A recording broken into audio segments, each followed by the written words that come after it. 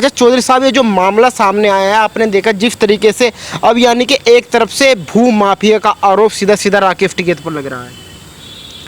असल में ये बात तो बहुत दिन बाद खुल के आई, ये काम तो बहुत पहले से करवा रहे थे। झगड़ों की ज़मीनों में फैसले करना और उसमें अपना हिस्सा निकालना, ये काम तो बहुत पहले से कर रहे हैं। जब से मुजफ्फरनगर में आके बैठे तब से कर रहे हैं। उनके एजेंटों का जाल फैला हुआ जो करते हैं, गरीब गुरबे की ज़मीन ढूंढे हैं, फिर उसे कब्जवाए हैं, फिर उसे पैसे बनावे हैं। ये है सुशीला जी का मसला जो है, किनौनी की महिला हैं ये बेचारी, और इनकी ज़मीन कहीं बाईपास पे आ रही है जहाँ से मिट्टी खुद रही है। क्या हो रहा है, ज़बरदस्ती मिट्टी खोदी जा रही, डाली जा रही, क्या करा जा रहा। मुआवजा, इन्हें हाईवे से मुआवजा मिलना चाहिए था, मुआवजा नहीं मिला। और एक अल्पाइन कंपनी है वसुंधरा में है, ये वसुंधरा कॉलोनी है, उसमें रहते हैं, अल्पाइन कंपनी है, उमेश मलिक या क्या नाम है उसका, वो इसका मालिक है, वो देखता है। उसके साथ ये जो राकेश का परिवार है ये उसमें हिस्सेदार है। राकेश हर की आड़ लेके ये बाकी अफसर नहीं करते, इसको अफसर नहीं करते। इस अल्पाइन कंपनी पर 70 लाख का जुर्माना हुआ था जिसकी अपील कमिश्नर के यहाँ है। तो तत्काल रूप से इनका टेंडर खारिज हो जाना चाहिए था मिट्टी का, क्योंकि अवैध रूप से इन्होंने खनन किया था। और लेकिन फिर भी ये चल रहे हैं। ये जो है, ये रिपोर्ट है डॉक्टर रंजना सिंह है, सहायक भू वैज्ञानिक खनन अधिकारी मुजफ्फरनगर, जिसमें उन्होंने कहा है कि ये नोटिस, ये जो कंपनी है इसको नोटिस भी दिया कि 70 लाख का इनकी तरफ केस है और ये अगेंस्ट दी नॉर्म्स, जो नियम है उनके विरुद्ध ये खनन कर रहे हैं, इन पर कार्रवाई होनी चाहिए। लेकिन कार्रवाई इन पर कोई नहीं होती, क्योंकि वो जो 70 लाख का केस चल रहा था उसके बाद जिलाधिकारी की, निश्चित तौर से जिलाधिकारी मुजफ्फरनगर की सहमति से इन्हें जो है वो खनन के फिर पट्टे दी, इन्हें मिट्टी निकालने का काम फिर दिया गया। जबकि इन्होंने पहले में जो जुर्माना था वो ब्लैकलिस्ट होनी चाहिए थी कंपनी, ये अल्पाइन कंपनी ब्लैकलिस्ट होनी चाहिए थी। लेकिन कुछ दबाव है, कुछ मानसिक दबाव है। निश्चित तौर से राकेश सर के कारनामे जो हैं, इनमें अधिकारियों का, स्थानीय और कुछ इनके ऊपर के अधिकारियों का, उसमें शय राकेश को है। ये ब्लैकमेलिंग है या कुछ और बात है या किसी का इशारा है, लेकिन ये अधिकारियों का भी इन्हें भरपूर, इनके गलत, सही काम तो खैर है ही नहीं, गलत कामों में अधिकारियों का उन्हें भी डर भय है कुछ के शायद इनका कहीं ऊपर लिंक है, तो अधिकारी बोलते नहीं है। चौधरी साहब, जो पर्चा लिए हुए आते हैं इसमें क्या लिखा हुआ है? इसमें लिखा हुआ है कि 17/5 को जनपद में स्थल निरीक्षण किया, पाया गया कि तहसील सदर ग्राम बाणनगर के निकट alpine construction company registered office इतना, ये मिट्टी खनन कार्य करने की अनुमति पानीपत खटीमा मार्ग पर भराव कार्य किया जा रहा है। मौके पर खनन करता द्वारा निर्माणाधीन राजमार्ग से मात्र 10-12 मीटर की दूरी पर ही 15-20 की गहराई तक खनन किया जा रहा है। मौके पर एनएच द्वारा अधिकृत की गई भूमि से सटा हुआ खनन है, जिससे उक्त राजमार्ग के निकट भविष्य में ही क्षतिग्रस्त होने की संभावना है। कार्यालय अभिलेख अनुसार अल्पाइन कंस्ट्रक्शन कंपनी अनियमित रूप से कार्य किए जाने के कारण नोटिस जारी किए, जिसके लिए जिलाधिकारी महोदय द्वारा पूर्व में दोषी सिद्ध किया गया, परंतु कंपनी द्वारा नियमों की अनदेखी करते हुए पुनः उसी स्थान पर अवैध रूप से कार्य किया जा रहा, जिससे प्रतीत होता है कि उक्त कंपनी द्वारा कुशल श्रमिकों, इंजीनियरों की सहायता नहीं ली जाती एवं कंपनी लगातार अवैध नियम विरुद्ध कार्य करती है। उक्त क्षेत्र से बिना अनुमति अवैध एवं नियम विरुद्ध मिट्टी उठाए जाने के कारण ओवरलोड वाहन, एक इसमें नंबर है 12B0351 को सीज कर पुलिस चौकी ददेड़ू पे दाखिल कर दिया गया है। अच्छा चौधरी साहब, एक बात और बताइए, जो पीड़ित परिवार है वो बालियान परिवार से ही है, बालियान खाप के मुखिया नरेश टिकैत जी, राकेश टिकैत जी। और सवाल ये उठता है कि जब बालियान खाप का ही किसान परेशान है, ऐसे में जो और गरीब किसान है वो क्या उम्मीद लगा सकता है? नहीं, उम्मीद तो कुछ नहीं कर सकता कोई भी। नरेश जी बेचारे मजबूर हैं, राकेश के सामने चलती नहीं। और जो फाइनेंशियल मैटर्स हैं उसमें राकेश की से होती है, और फाइनेंशियल मैटर्स में कोई उनके सामने नहीं बोलता।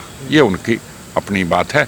ये मैं पहले भी कई बार कह चुका हूँ कि नरेश जी ठीक करना चाहते हैं, लेकिन वो आदमी मजबूर है, क्योंकि कमाऊ पूत जो है राकेश है और फाइनेंशियल मैटर वो देखता है, तो राकेश को वीटो पावर है। अच्छा, जिस तरीके से पीड़ित परिवार है आरोप लगाया, आपको क्या लगता है क्या सुशीला देवी को इंसाफ मिलेगा?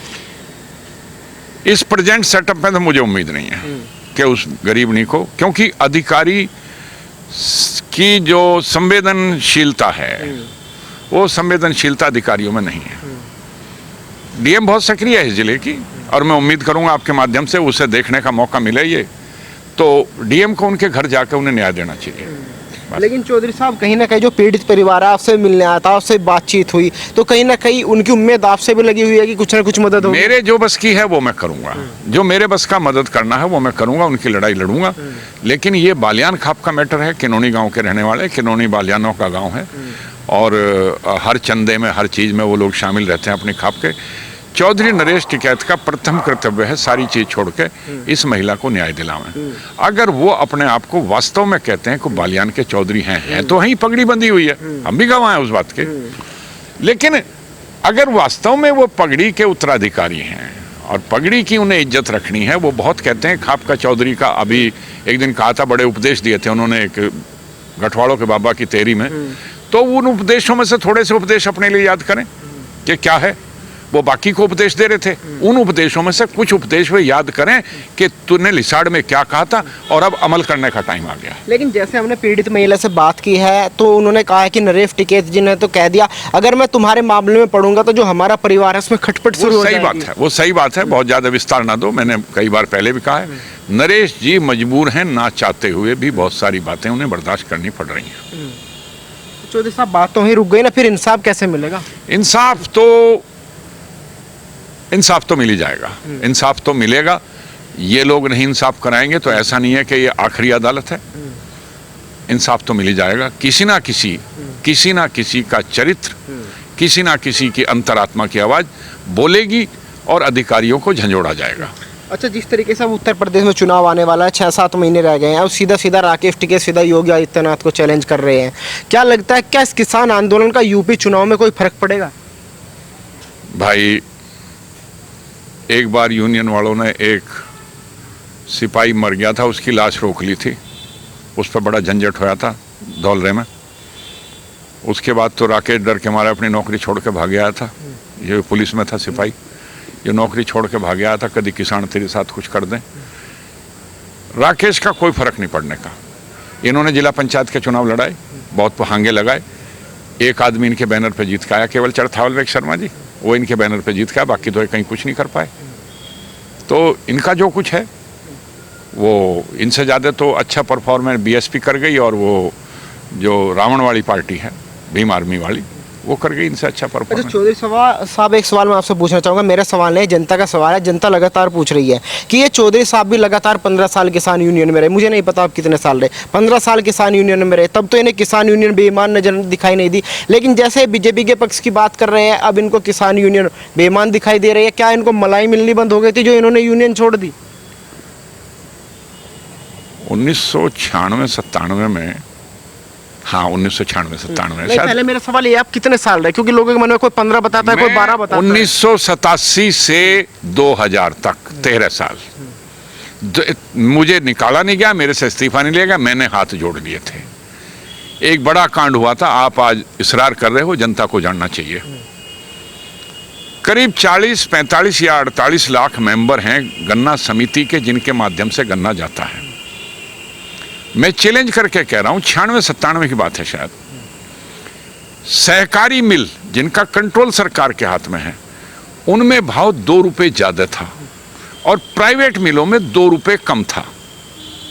यह सरकार ने तय करवाया था और यूनियन के प्रतिनिधियों ने उस समझौते पर दस्तखत किए थे। उन प्रतिनिधियों में जो दस्तखत करने वाले थे उनमें राकेश भी था। ये छुट्टी लेकर आया होता, उस टाइम शायद नौकरी छोड़नी थी, लेकिन ये आया होता। राकेश भी था और थे कई लोग। जो लोग भेजे गए थे, चौधरी साहब ने जो भेजे थे ऑफिशियली वहां बात करने के लिए, ये लोग पहले से लखनऊ में थे और जब बात नहीं बनी तो वे लोग वापस आ गए और इन्होंने बाद में दिल्ली जाके समझौता किया। राष्ट्रपति शासन लगा हुआ था, शायद भंडारी जी गवर्नर थे, ये उस टाइम की बात है। ये काम होने लगे थे। 2 रुपए में 60-65 करोड़ रुपया बैठता है। वो 2 रुपया फिर बाद में हासिल किया गया केस लड़के हाई कोर्ट में। उसमें वीएम सिंह मेन शामिल थे, क्योंकि हमारे वकील भाग गए थे वहाँ से। वीएम सिंह ने वकालत करवाई थी और हमारा वीएम सिंह का परिचय जब हुआ था, जब उसने वो केस लड़वाया, और वो 3 साल बाद शायद वो पैसे वापस आए थे। जब बेईमानी होने लगी, किसानों के साथ कोई एक आदमी करने लगा, 2 रुपये कुंटल कम, एक ही गन्ना सहकारी मिल में जाए तो 2 रुपये ज़्यादा, और वही गन्ना प्राइवेट मिल में जावे तो 2 रुपये कम। ये जो बेईमानी की गई, ये जो गलत काम किया गया, ऐसे कामों के विरोध में, और फिर चौधरी साहब की दखल अंदाजी कम हो गई थी। इनकी संतान की इसमें दखलंदाजी ज़्यादा, मेनली राकेश की दखलंदाजी हो गई थी और गलत तरह के लोग इसमें आ गए थे। और जो किसानों के हितों की लड़ाई थी वो किसानों के हितों की लड़ाई ना रह के वो इनके आसपास के हितों की लड़ाई हो गई थी। इसलिए मैं तो हाथ जोड़ के एक तरफ हो गया था। मैं सिस्टम को नहीं बदल सकता, लेकिन मैं ये कर सकता हूँ कि मैं उस गलत काम में शामिल नहीं हूँ।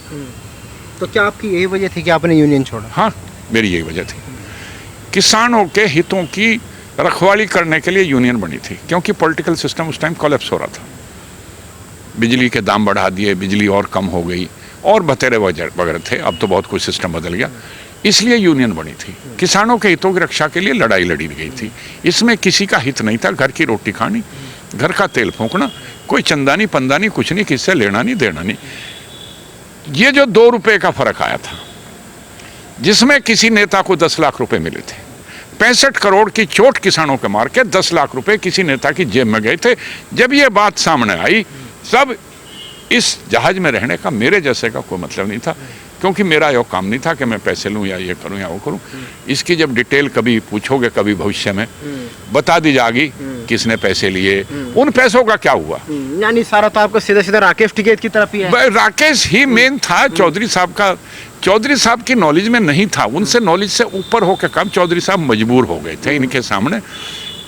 चौधरी महेंद्र सिंह टिकैत इनके सामने बहुत मजबूर हो गए थे, ये पहाड़े पढ़ाने लगे थे। तो क्या चौधरी साहब आंदोलन इसीलिए होते थे, किसी आंदोलन से 5 लाख लेने, किसी से 10 लाख लेने? ये अभी जो है, आप कभी राकेश से या नरेश से मौका मिले, अभी पिछले साल ये किसान यात्रा हुई थी, ये हरिद्वार से चले किसान यात्रा के नाम पे, और वहाँ लाठीचार्ज भी हुआ। फिर रात को पता नहीं क्या एक जीप में भर के दिल्ली में कुछ लोग गए और फिर वापस आ गए। फिर शोर मच गया कि आ गया, क्योंकि मिल वालों से चंदा किया गया था और कोई यूपी गवर्नमेंट का एक मंत्री था जिसके माध्यम से इन्हें फीस दी गई थी और ये अपना घर आ गए। तो अब आपको नहीं लगता किसानों की लड़ाई लड़ी जाती है? अब केवल अपने घर की लड़ाई लड़ी? किसानों की कोई लड़ाई नहीं है, किसानों की कोई लड़ाई नहीं है। ये झूठ बोलते हैं, किसानों कोई लड़ाई नहीं, ना किसानों के हित से इनका हित है। इनका केवल अपना हित है, अपना और केवल अपना, इसके अलावा कुछ नहीं। ये बालियान खाप की भी लड़ाई नहीं है। किसान तो बहुत दूर की बात है, बालियान खाप की भी लड़ाई नहीं। ये केवल राकेश अपने परिवार के लिए लड़ रहा है। किसान वो नहीं होता कि ठेकेदारी कर लो, मिट्टी का काम कर लो, इसके पैसे ले लो, इसकी प्रॉपर्टी कब्जवा दो, इसके फैसले में पैसे ले लो। ये किसान का काम नहीं है। और किसान की लड़ाई लड़ने का कोई मौका भी नहीं। 3 कानूनों में गलत कुछ नहीं है, आज तक नहीं बता पाए, तो क्यों लड़ रहे हैं ये बात समझ में नहीं आई। और फिर भी लड़ रहे हैं तो इसका मतलब हित इनके कुछ और हैं। चौधरी साहब, लोग आपसे ये भी सवाल पूछते हैं कि राकेश टिकैत जी काला बताते हैं, आप भी आज तक सफेद नहीं बता पाए। भाई इसमें काला तो कुछ है ही नहीं। मंडी का अंकुश कम हो जाए, बाजार में ज़्यादा माल पहुंच जाता है तो मंदा हो जाता है। व्यापारियों की स्टॉक की लिमिट बढ़ा दी, जिससे व्यापारियों पे ये ना हो। नहीं तो ये था कि 200 बोरी से ऊपर लोगे, 200 बोरी से ऊपर नहीं ले तो बाजार मंदा हो जावे। जब स्टॉक की लिमिट बढ़ा दी तो वो स्टॉक कर सकते हैं खरीद के। वे बैंकों से ले पैसे, कहीं से ले, वो खरीद के रखो, बुरे वक्त में, खराब वक्त में वो माल आगे आएगा। और तीसरे इसमें कानून है कॉन्ट्रैक्ट फार्मिंग का। इसमें काला तो कुछ भी नहीं है, सिंपल सी बात है। मंडी का कंट्रोल नहीं है और भाई स्टॉक लिमिट बढ़ा दी। और तीसरा कॉन्ट्रैक्ट फार्मिंग वैलिड कर दी। कॉन्ट्रैक्ट फार्मिंग तो पहले भी हो रही थी। जितने गांव में नौकरी पेशा लोग हैं या बाहर हैं, वे सब ठेके पे नहीं जमीन देखे जाते, वही तो है कॉन्ट्रैक्ट फार्मिंग। उसको वैलिडेट कर दिया गया। पहले केवल ये था अपंग या वो जो फौज में नौकरी करता है या वो विधवा जो जिसका कोई करने वाला नहीं है, केवल उन 3 को जमीन ठेके पे देने का अधिकार था। अब एनीबडी, कोई भी आदमी जो अपनी जमीन ठेके पे दे सकता है, कॉन्ट्रैक्ट फार्मिंग कर सकता है। अच्छा, एक आखिरी सवाल, 2 महीने बाद 15 अगस्त आ रही है, आपको क्या लगता है क्या राकेश टिकैत 26 जनवरी वाला कांड दोहराने की कोशिश करेंगे? इनकी हरकतें इतनी खराब हैं कि इनसे कुछ भी उम्मीद, ये कुछ भी कर दें, मतलब कोई कम, इनसे कुछ भी करने की उम्मीद की जा सकती है। ये कुछ भी खराब कर सकते हैं, कुछ भी खराब काम कर सकते हैं, क्योंकि ये इनकी अपना एजेंडा नहीं है। इन्हें एजेंडा कोई और दे रहा है, वो एजेंडे के हिसाब से पैसा पेमेंट आता है। तो ये कुछ भी कर सकते हैं, देश के विरुद्ध, संस्था के विरुद्ध, संविधान के विरुद्ध, किसान बिरादरी के विरुद्ध। ये कुछ भी कर सकते हैं अपने पेमेंट के स्वार्थ में।